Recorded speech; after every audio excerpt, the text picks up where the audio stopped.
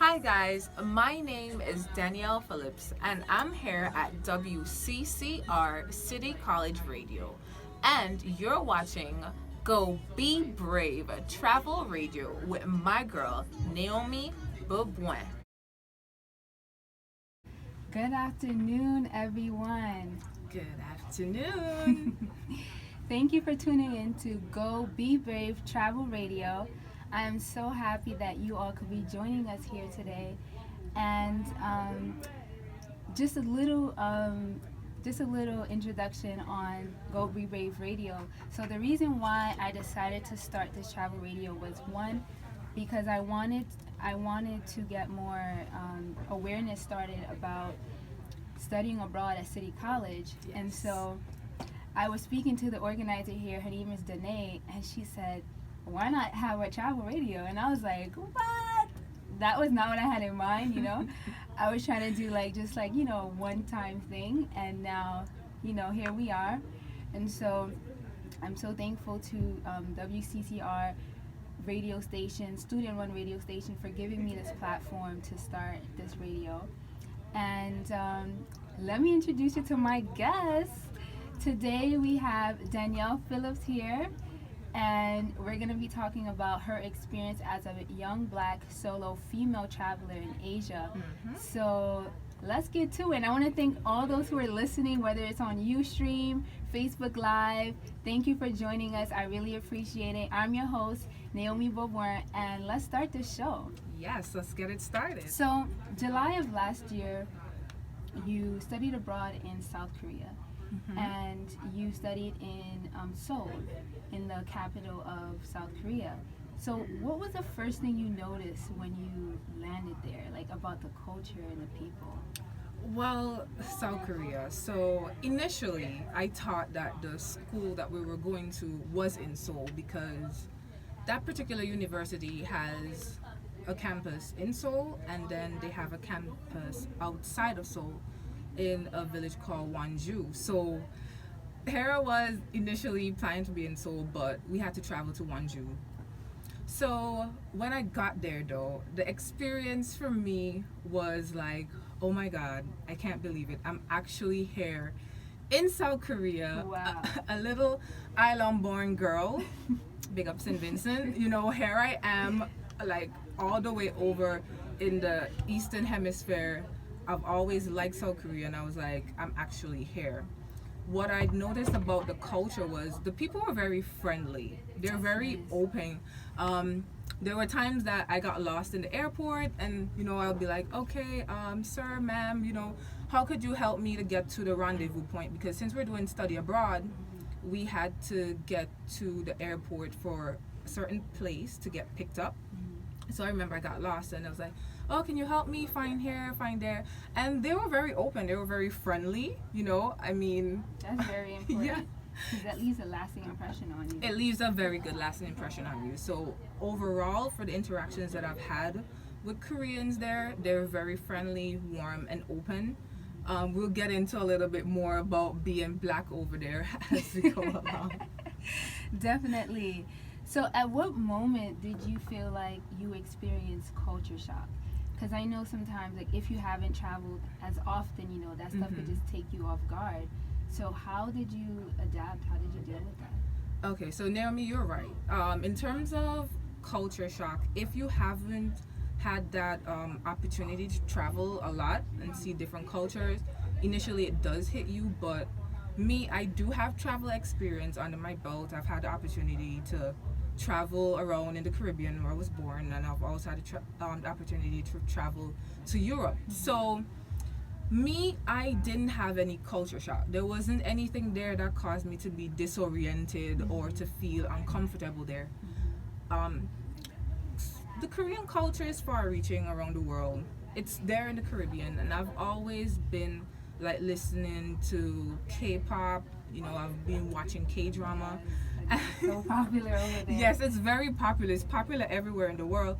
So because of that and me doing research before I went to Korea, I was able to adapt, just seeing the culture on the television and then actually being able to be there. I wasn't shocked by anything because you know, media is so large today. I mean, you have YouTube, and we had a lot of people who like shared their experience on YouTube, you know, of traveling to South Korea and what to expect. So, you know, just me sitting down and watching those videos, I You did kind of that a knew. lot before Yeah, I did that a lot. I did my research before I left, so I was not in any means like shocked by the culture, the thing I saw there. And generally, to say, the culture in East Asia itself, they're very disciplined, Mhm. you know. So, and they're very more like reserved than compared to like the Western cultures, like here in America. Right. So there wasn't anything that was shocking or like stood out to me. They're just pretty chill over there. That's good. That's good to know. So, why do you think it's important for people of color to travel abroad? Because I've had like so much different experiences and feedback from people Mm-hmm. that I've met along my journey traveling abroad. Whether it's like people staring at your hair, or people like wanting to know more about your culture and things like that. So, why do you think it's important for people of color to travel abroad? Okay, so it's important for people of color and just people in general to travel just to be able to broaden your perspective. Because usually, where you're born, where you're raised, where you grow up, you usually have that perspective of that one place. So, with the opportunity to go out and travel, you can see people's perspectives. You can get, you know, their feedback and their opinions and like a lot of issues, whether it's music, culture, Right. current world events, Right. you know. And the thing I would like to say about it is, being black in America, usually we think that we don't have that opportunity. Sometimes it comes like we're a minority group, and sometimes there are a lot of like financial constraints Yeah, upon that's the us. main thing. That's Yeah, the getting main thing. funding, you know, it's good to have the dream and the vision to go and travel abroad and stuff, but you know, funding is already like something critical that you definitely need.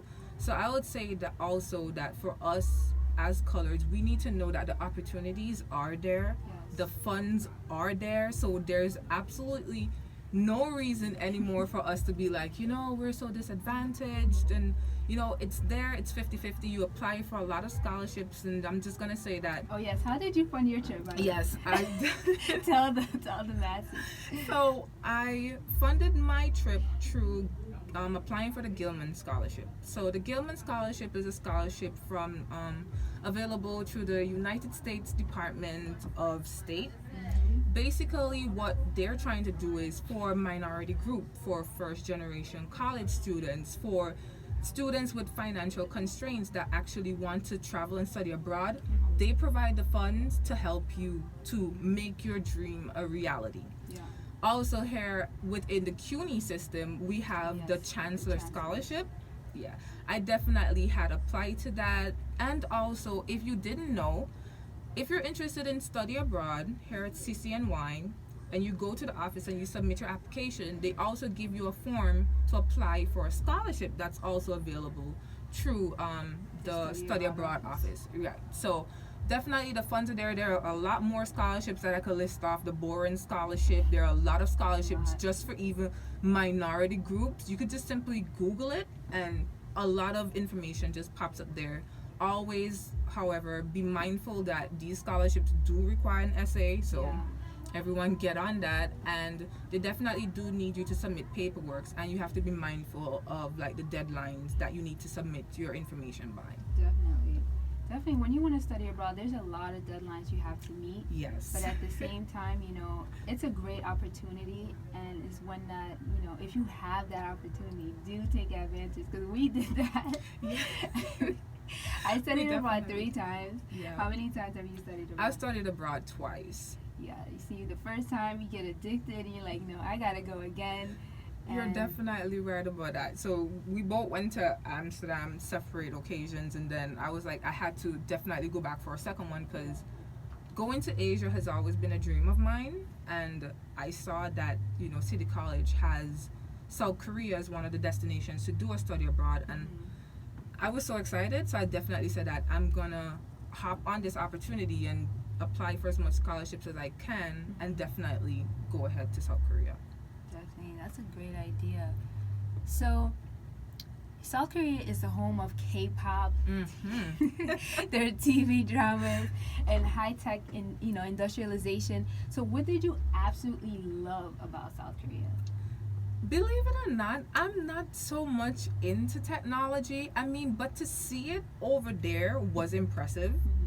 They integrate technology into a lot of things that you kind of don't see over here in New York, like in the subway, all the LED monitors for their advertising. It kind of blew me away. Like Times Square.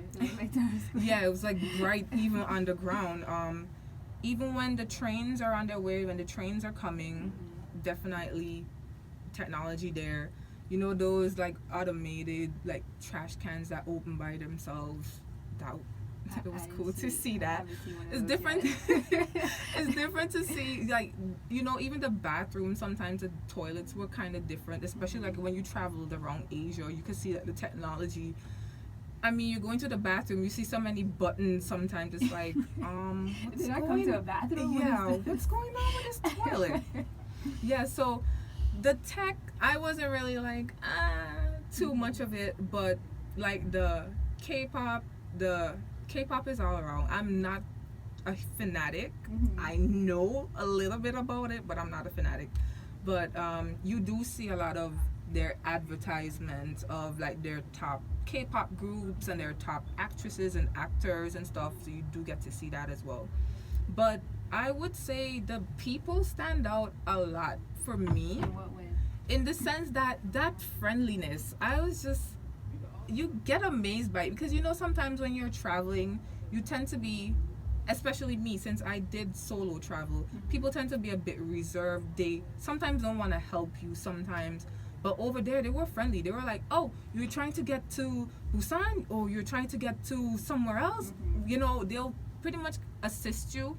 I remember, like, even for us as a group when we came, and the way that you ordered food in the cafeteria on the campus, we definitely got assisted with that. They were so open and friendly for helping us do those other things. So that's pretty much what impressed me about it. One thing I did read about in South Korea, I read that the land is 2/3 like forest. So did you spend a lot of time like in nature, or like either riding bikes, or just like looking at landscapes and things like that? Okay, so you're right about that. We went out traveling a lot because we had like group tours, and so we'd be driving for hours and hours, and we'll pass like rice paddies and like different farmlands and a lot of vegetation. And a lot of times, like when we went to like the temples and the palaces there, that like up in the mountains, that's an opportunity where we actually had to walk and to hike and be in nature just to get to those destinations. It was beautiful. It was breathtaking. It was beautiful, and it was very peaceful and calming. So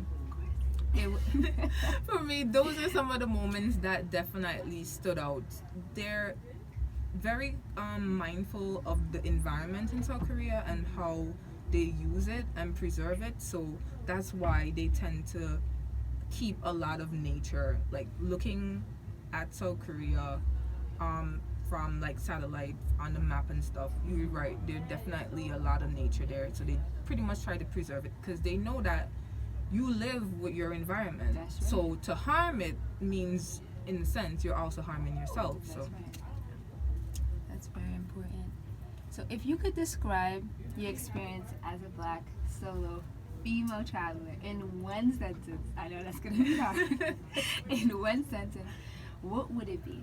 okay, so I would say, I was battling with this. What would that one word be? Because One it's sentence, though. You got a couple words. okay. It was safe and adventurous for me. All right.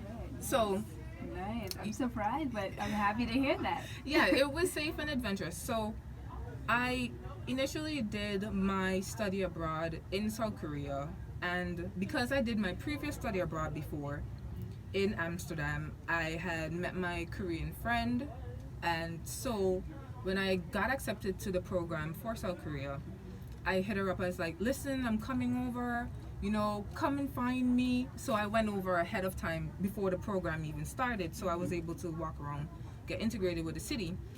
And after my program finished, usually when we were there doing the program, we kind of stuck together as the group of us. So our program consisted of 9 students from CCNY, like different schools, 1 student from Nebraska, and then the other 8 students were Korean students from the university or host university there. Taking classes with you? Yeah, they took classes with us. Okay. So that was the big group. So usually when we were there in South Korea, we all kind of stuck together as a group, and we navigated all the way around. But then after I was finished, you know what I'm saying, I traveled a lot by myself. So I now leaving my group, and I'm going to Taiwan and Japan and different places, Hong Kong Thailand. and Thailand, Singapore, Indonesia. I went to all those different countries, and I was by myself, but it was definitely safe.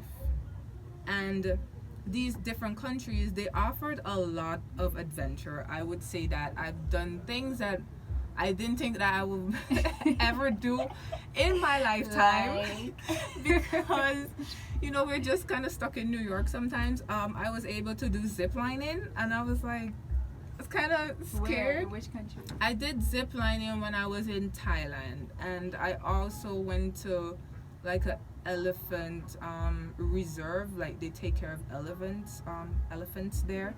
I was able to touch an elephant. You know, I was able to basically walk around in a lot of different countries, meet the locals, and definitely eat, because a lot of traveling involves eating. So I was able to do that. So to sum it all up, being by myself, I felt safe. You know that That's also very important, especially that's very important. as a Female. you have to be mindful. You have to be very alert when you're walking in the streets True. and stuff like that. And it helps if the city itself is safe, because then you have less things to worry about. You could just have fun and not have to Exactly. worry about your life. Exactly. And when you're traveling by yourself, you're going from destination A to destination B. When you get to destination B, you meet other people who are traveling too, and sometimes that's a lot of times I should say that's when you form friends and you make that group, so you're no longer by yourself. Right. You're meeting You arrive by yourself. yeah, you arrive by yourself, but you meet so many different people from all different walks of life that are kind of pretty much doing the same thing that you're doing, or if they're there for business or visiting families, you get to meet them and hear their stories, and you get to hang out and go places with them. So that's what happens. So adventurous and safe. So if anyone's out there listening to us and you're thinking about going abroad, definitely you should consider it. Yes, you should. So you were saying that you always met with other people while you traveled solo. Because I was gonna ask you, how did you deal with loneliness when you were, traveling on your own? Yeah. Sometimes, there's this level of loneliness that you feel because Yes. you could see something, you go visit places, and you want to talk to it with somebody, or you want to make a joke or whatever, and you look over and No one's there. So how do you deal with that when you're traveling? When I'm traveling, so believe it or not, I haven't had much chances to be like alone, find myself lonely. So I would say this about traveling, and like you probably could see it online that they say, oh, when you travel you get to find yourself and know more about yourself and stuff. It is true though. That is definitely true. But when you're traveling as well, you depends on your accommodation. So when I travel, when I get to where I'm going, I don't stay in a hotel. Yeah, me neither. Yeah, a hotel is expensive. Yes. It's definitely expensive. So my accommodations would be hostels. Yes, Cheaper. Airbnb is there. That's your choice to do an Airbnb, but it's never really appealed to me. So hostels are the way that when I travel, I stay in those accommodations. Now when you get to a hostel, it's basically set up like you're at camp, and you have the different bunk beds, Right. and Depending on some rooms, you have more bunk beds than exactly. others. And you could do the bunk beds could be for the room, with the bunk beds could be for one specific gender, so it'd be Yeah. like Female. 6 beds, 6 females, or you could do like the mixed gender where you could be men and females sleeping in a room together. So when you're there, you get to meet people, so you're not really ever alone. And But then you also have to open yourself up to that too. exactly, Because there's a level of really putting yourself out there, because True. you want to make, if you don't want to be alone, you're going to have to just say, hey, what country are you from? Like, I'm Mhm. from, Brooklyn. Yes. And, let's chat. Like, what are you going to do later? And then that's how you, hang out and meet new people. Right, you're definitely right about that. It brings you out of your comfort zone. So if you're an introverted person and you have that need that, okay, you want to travel and you're doing it by yourself, as Naomi is saying, you have to bring yourself out of your comfort zone and actually be open-minded and make that first move to start up the small talk and the conversation. And that's where the bonds and the connection starts with people. So for me, I was never alone. I was always in a hostel, meeting different people, going different places. Even when we went out to eat, sometimes we were like sitting by a table with my new groups of friends, and then in the other table would be like solo travelers too, and then it becomes like a big party. So if there are some moments when you would find yourself alone, I won't say no about that, and I'm okay being by myself. There's a level of Yeah. just satisfaction to say, I'm okay. I'm fine. I'm okay. I can do this, and I am doing this. And it does offer you a lot of time that you could do some self-reflection. Definitely. Think about your life. Think about where you want to go. Sometimes I honestly find myself in nature and I'm at peace. Whether I'm walking along the side of a beach or hiking up a mountain, I'm fine. So and if you do get lonely sometimes, I guess you could probably call up your family, and stay in contact with them. Homesick a little bit. Yes, you definitely can do that. It does help, but yeah, I'm good. So let's see the feedback that we've been getting. I've been seeing some comments, but I can't even read so far away. Can you read any of the comments there? I can't see. Oh, it It's just says who joined. Yeah. Thank you to all the listeners who are currently listening right now. We appreciate your time and wanting to hear what we're talking about right now. We're opening the ears for callers. If you want to call in to ask Danielle a question or myself, please feel free to call the number 212-650 8171. 8171. That's 212-650-8171. And also, if you have questions, you can type it in on the yes, live Facebook Live. Facebook feed. So we want to hear from you. So to start off, I guess while some of the people are thinking of some questions, what are the foods that a traveler should, while they're traveling Asia, what are some of the foods they should buy if they're traveling on a budget? Oh, on a budget. On a budget. Okay, so I would say that, believe it or not, being able to buy food in certain parts of East Asia is very convenient and it's so cheap. Like what? So, for example, when you're in South Korea, because I spent the most time there, I spent over a month there. Usually, because it's Asia and because it's so popular over there, like instant ramen noodles.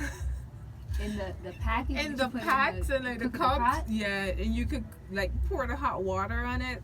Those are very popular there. But you can go and get like a lot of soups and side dishes for when you're out eating. So these are some of the names of the stuff that I learned about, especially in class, and I had the opportunity to eat while I was in South Korea. So sundubu. That's like sundubu. It's a soup, like a broth, and inside it has like soft what do you call that thing again? Noodles? With the soy Tofu. Yes, that's it. It has like tofu inside, and it has chopped up pieces of scallions and a lot of other stuff they put into it. And when you buy it, it's piping hot. You know those bowls that are heated. You know, like Made what are they made like of? if you ever have you ever had bibimbap? No. Oh my I've God, heard Naomi, of we're it, gonna though. we're gonna go get bibimbap after the show. So you know the hot bowls, they're like made of stone and it's heated. So the soup is in there and it's boiling. It's like bubbling, heating. Wow. And they also give you a bowl with a raw egg. So you basically crack the egg in there, And then it you cooks really fast. yeah, it cooks really fast, so you can like stir it up before it starts cooking. So I loved sundubu, and also bulgogi was basically Bulgogi. bulgogi. So it was it's basically beef, and it tasted so good. From South Korea? Yeah, from South Okay. Korea. It was so delicious, and we usually went to why am I forgetting the name of the place? We went to go and get barbecue where you could Oh, go. yes, Korean barbecue. Yes. I still haven't tried that yet, but I will. It's so good. So you can go there with a group of friends. You know, you're sitting at the table. I'm sure many of you probably have been to Koreatown or eaten Korean food. Sit at the table. You know, there's the hot plate, the stove built into the table, and you can get your selection of meats if you want beef or pork or chicken. And they bring you like vegetables as well. So And they cook choose. it in front of you? Well, you basically cook it yourself. Oh, so you're the chef. Yeah, you're the chef. So they bring out the meat, and then you're able to cook the meat yourself. And you had a lot of different side dishes, you know, radishes, kimchi, lettuce leaves, if you wanted scallions, rice. We had those. Bibimbap.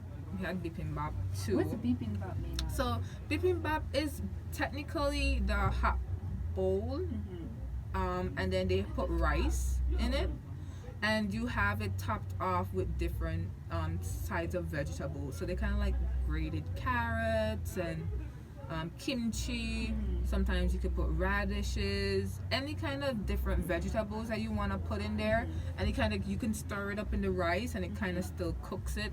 So we had that, and Korean food itself composes a lot of side dishes. You had like fish cakes, radish, kimchi again, lettuce leaves, spinach. Sounds very vegetarian friendly. Yes, and vegan friendly. It is, and I mean over there they're very warm, and usually they make connections around food. You know, that's how you get Heard there's community, like coming to eating. Coming it's like together. A community coming together. Yes, coming together to eat. So we did that a lot, and then that's where you do a lot of your bonding around food.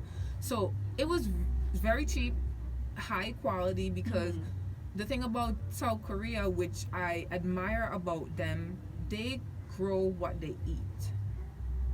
So all the vegetables that we have, whether sweet peppers or onions, scallions, or whatever they use in their produce, to produce their food, they basically grow it there. So are you saying that local restaurants will have like their own Garden? Yes. where they will take whatever they need to cook with? Exactly. So since we were outside, we were like an hour and a half outside of Seoul in Wonju. And when you're walking, we're passing rice paddies, we're passing corn that's, locally grown there. We even went to different restaurants where we sat down and ate together.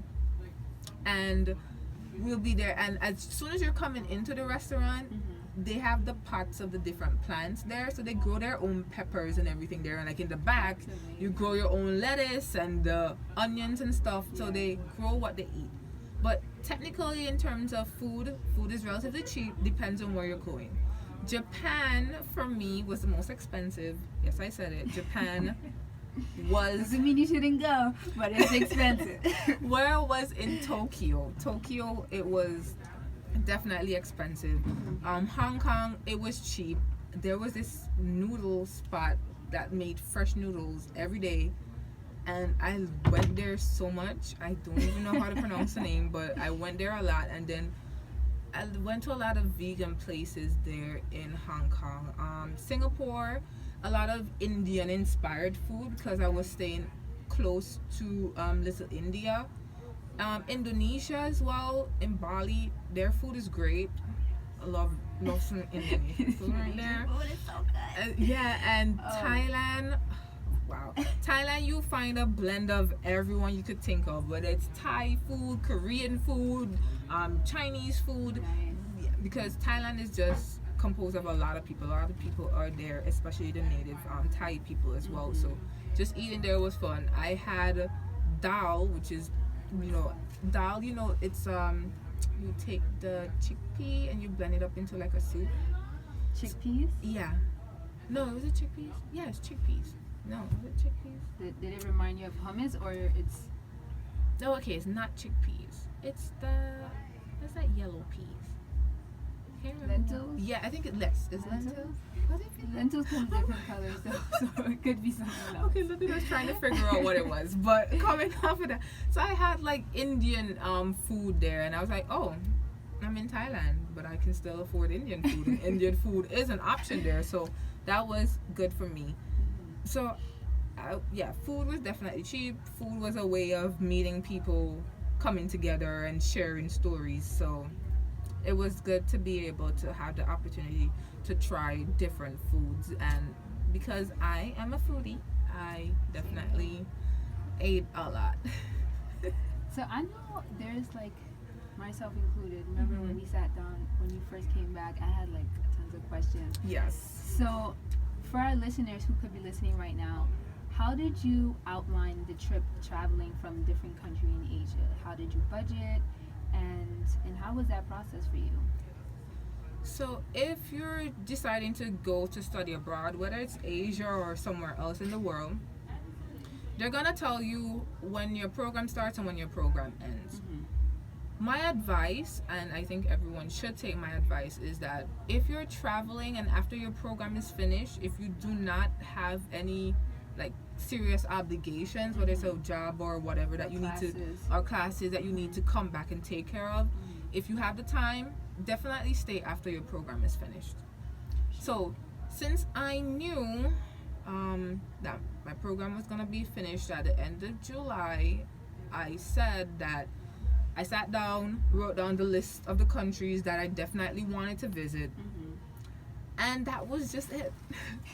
Initially, in my mind, I was like, okay, I'm gonna do a circle like this and go here and go here and go here. That's all I technically did.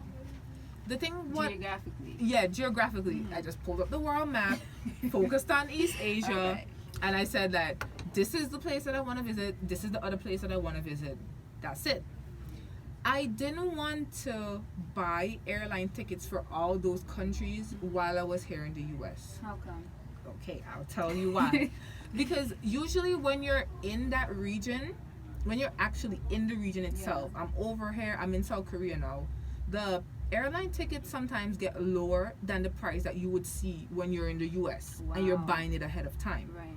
So when I was finished my program, I went to Taiwan because a lot of the girls I went to high school with, they're actually studying there, so they were like, okay, we could put you up. So I had a place to stay. So when I'm there now, when I was in Taiwan, that's where I sat down and I said, okay, you know what, I'm gonna take my life seriously now and plan out exactly where I'm going to go and purchase all the tickets. Because when you're in East Asia, you will get a problem of, let's say for example you want to go to Hong Kong, and then you said, okay, after Hong Kong my next place would have been Thailand, because they're right close to each other. When you're at the airport in Hong Kong, you actually have to show them that you're going to be leaving. You have to show them that exit ticket. So if you're there and they sometimes won't let you enter, sometimes it might give you a bit of difficulty. That's what I was understanding, if you didn't have that exit ticket. So I literally sat down in Taiwan and I said that, okay. How did you know about the policies in Hong Kong? Well, I basically, you remember telling you before I left, you pretty much have to prepare yourself. You have to kind of research and do that. And I kind of learned about that too when I was leaving from South Korea and going to Taiwan. I actually had to prove that I was actually gonna be leaving Taiwan, so That's how I found out about they it. see that you're entering, but they're like, okay, Are you are exiting? you gonna- Exactly. And if you don't have something to say that you're exiting, they're gonna give you a bit of problems. So when I was in Taiwan, I said that okay, I'm gonna plan my trip based on proximity of countries. So since Taiwan is there and Hong Kong is right next to it, that plane ticket was gonna be cheap. Right. And then from Hong Kong, you come down to Thailand. They're right near each other. It's like 2.5 hours to fly for these places. I was like, okay, that's gonna be cheap. And then Singapore is at the tip of Thailand, so Singapore would be next. And at Singapore, then Indonesia is right there, so I'm gonna go to Indonesia. And then that's basically how I planned it. I planned it in terms of proximity to each other, and that's when I sat down and I was like, okay, let me buy tickets, get all the tickets now. And Before you went. yeah, before I went, so I had all the tickets, sent to my email. I have them there, and that's basically what I did based on proximity. That's how I mapped it out. And I would say, since you're there, the airline tickets are cheaper, and a lot of the apps do come in handy. So Like which ones? like Expedia, their app was wonderful. Hostel World keeps me. That's my Yes, number that's one, my one of my number one apps. Hostel World, shout out to that app. That app definitely gets you good rooms for great prices. So Expedia, I think I also used sometimes you go directly to the airlines. TripAdvisor. Yes, TripAdvisor is good too, because TripAdvisor gives you information for the flights, for hotels, and for activities to do. So while I was in some of these countries, believe it or not, I was like, okay, I'm here. I'm in Singapore now, and it's like, what do I do? TripAdvisor, and you get to see everybody's like past experience and places to go to and places to avoid. And the ratings too. That's super important. That's key. You have to look at ratings, as Naomi is saying, and you also have to look at comments. So Definitely, I read those too. yes, read the comments. And what else I use? And I'm saying too, because of the airlines itself, going directly on their website, sometimes you get the plane ticket is like so much cheaper than using the travel app sometimes. So you kind of have to be able to balance it out and know where to look. So I also have Hopper. Hopper is good for me too. I've heard of that app. Yeah, because I use it, and then if I know that I wanted to get to a destination, it kind of does that lookout for the lowest price for you. And as soon as the ticket gets low enough that you want it to, they send you an alert, and you're like, oh, okay, to Japan it was like, okay, 150, da-da-da.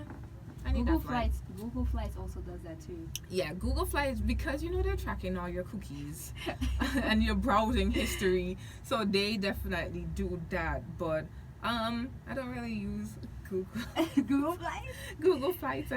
No, thank you.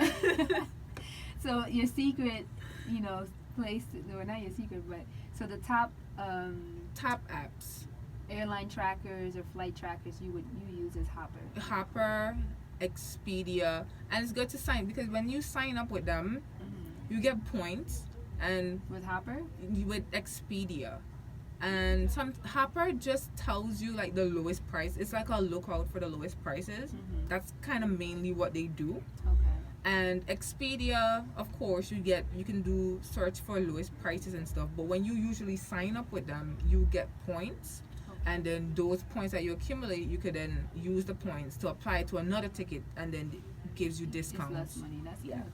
That's good. So how did you budget it? Because I know, like, after you study abroad, you've used up most of the money you had to, whether you're buying food to cook and things like that. And so to travel to 6 other countries, how did you budget that so you didn't run out of money and you don't have to go like, hey, I'm broke? Okay, well, so this is where a lot of planning comes in, So I remember telling Naomi, I said, after I came back from Amsterdam, I love my study abroad. I definitely said, I'm going to do it again. I'm definitely going to do it again. So I came back and I was like, okay, start saving, which I did. That's key. Definitely saved. Income tax.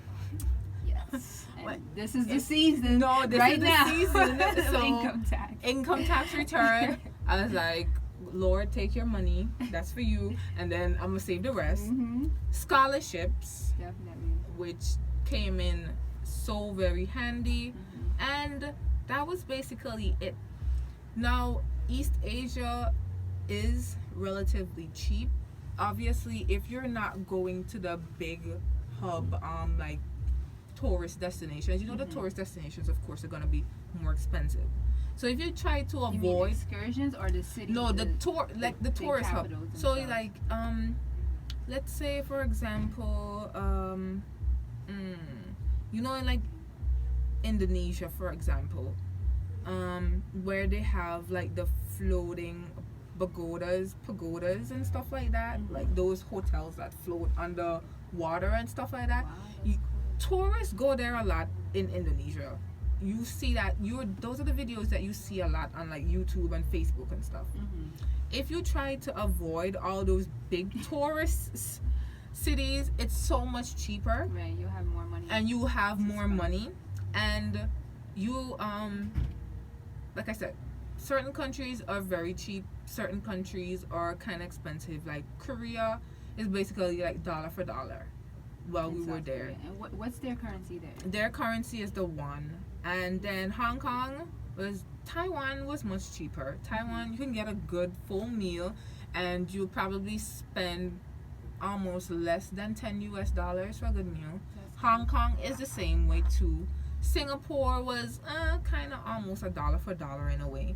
Mhm. Thailand was cheap again. So Thailand, I love Thailand, but Thailand you could live like a king, and food was definitely cheap. So, but budgeting, like I sat down and I said, okay, for flights, I kind of wrote down a number that I think that I wanted to pay for the flight. Mhm.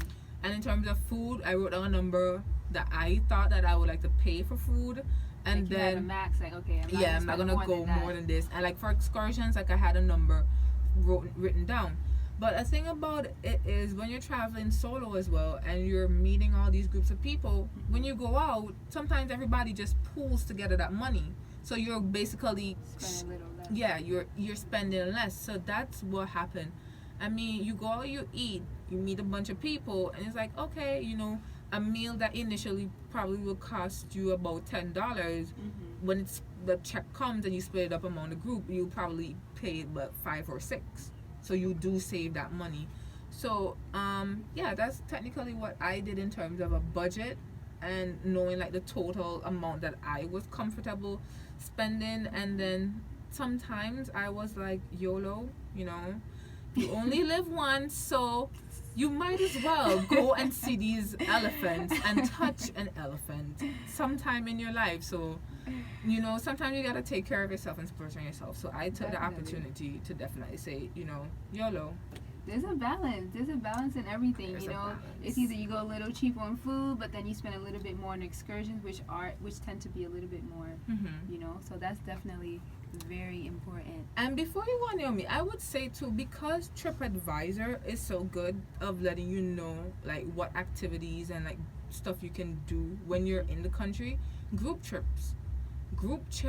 Trips are so much cheaper than, you know, if you pay to do it privately, like a one-on-one tour guide. Oh, no, I wouldn't Yeah, do that. but when you go with a group, it's so much simpler. The prices reduce so much quicker. So Mhm.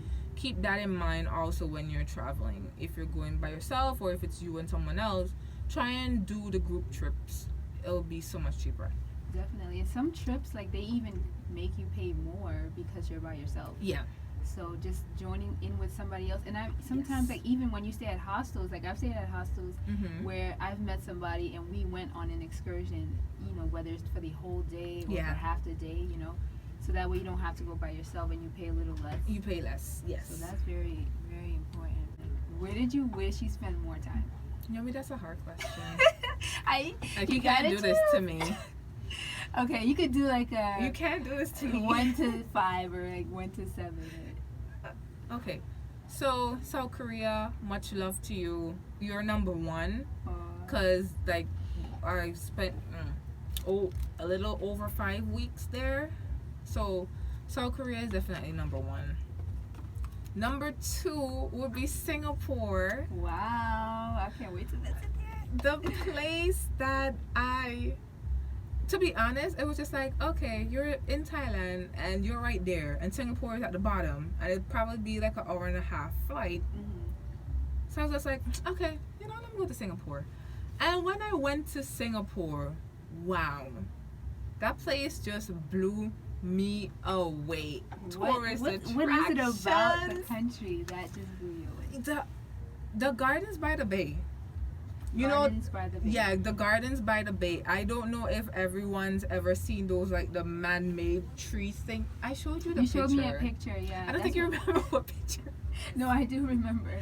I do. The gardens by the bay, the Marina Sands Hotel, the Merlion, being in Little India, and the people that I met in the hostel I was in on Sharangu Road. That's the name of the hostel? Yeah, that's the name. The Sharangu Road is like a very popular street in Singapore, and it has like a lot of mosques and temples and stuff. And I think the name of the hostel I went to was Backpackers Inn. Okay. And that's where I met my very good friend Emma. I met Emma. She's from California, I think it is. Emma, forgive me, I don't remember where you're from. And she was basically teaching English in Japan, and then she was finished, so she was traveling around. So me and Emma, we spent the entire day just going around Singapore. But the thing about it is, Singapore is very beautiful. It's a lot of people, a lot of diversity. They have at least 5 different ethnic groups in Singapore. Indians, Chinese, Muslims, and more. And so Singapore comes in number 2. Number 3 would be Thailand. Wow. Thailand was amazing because I kind of got out my shell a lot more, and because with the excursions. Yeah, with the excursions, I went to Phi Island. That's why I did the boat ride for that day. That's when I went to the elephant sanctuary, and that's why I did the zip lining, because it's so cheap there. The food is cheap, the beaches are awesome. So Singapore comes in number 3. Thailand is number no, I said Thailand. Thailand is number 3. Sorry. Taiwan is number 4, just because I have my good high school friend Jazern. She's on her way back to Taipei right now. So yeah. So she was there, and we were able to just reconnect since high school. So that made it fun, and the gondola in Taiwan, and the food. I love the food and the people that I met. So that comes in next. And then number 5, Hong Kong. I really did like Hong Kong. Met a lot of good people there as well, so it was fun. That's good. So we're reaching the end, almost reaching the end of the show. Already. We haven't had a caller yet. Anyone else have a question before we start wrapping up? Because I know there's somebody out there who wants to travel Asia, and you want, some pointers or something. Yeah, Feel guys, free to call. The number is 212-650-8171. Once again, 212-650-8171.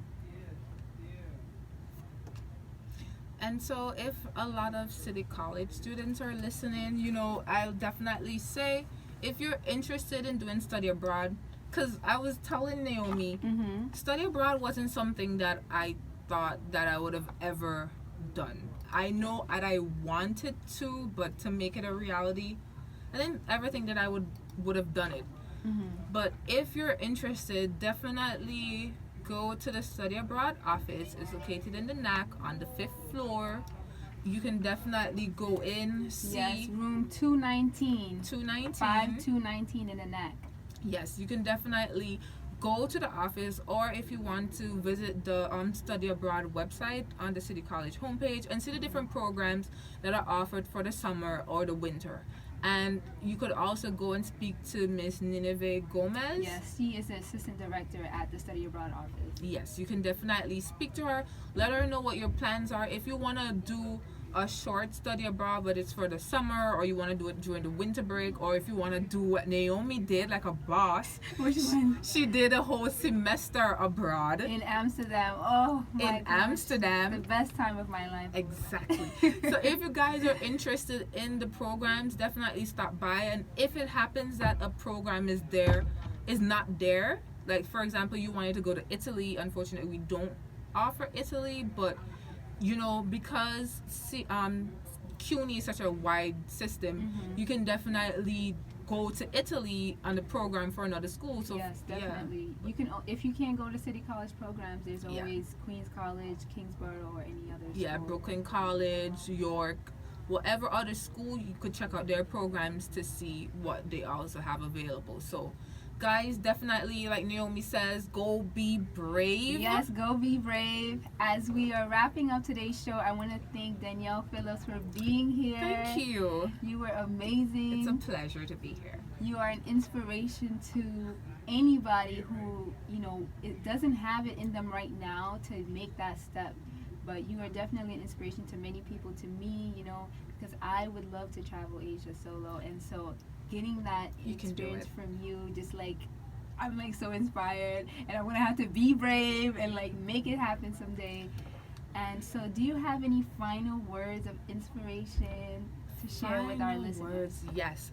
So what I would say is, don't be your own obstacle. What do you mean by that? Don't be your own obstacle.